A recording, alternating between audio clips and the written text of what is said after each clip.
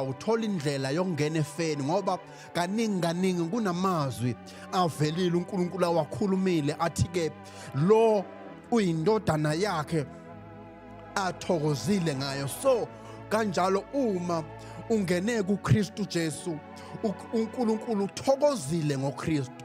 So uma uNkulunkulu ethokozile ngoKristu, uma ungene kuKristu Jesu, nangawe uNkulunkulu uyathola ukuthi athokoze ngawe ngoba wena ukuKristu Jesu.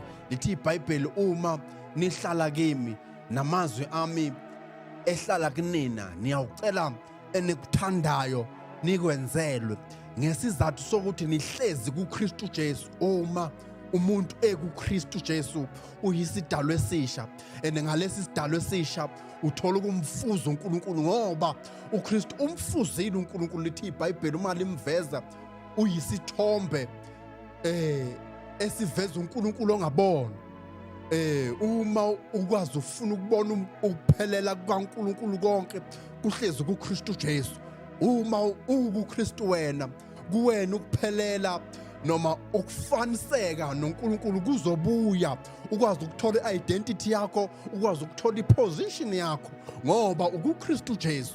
So uma ukuKristu Jesu ukwi-position e-right noNkulunkulu. Uma lithi iBhayibheli uKristu uhleli ngakwe sokunene sikaBaba uNkulunkulu, nawe kanjalo ukuphila kwakho kufihlwe kunye naye.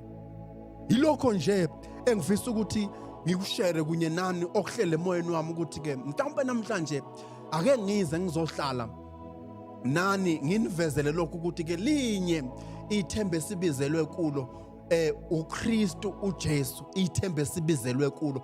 Uma kukhulunywa ngezinto okufanele ukuthi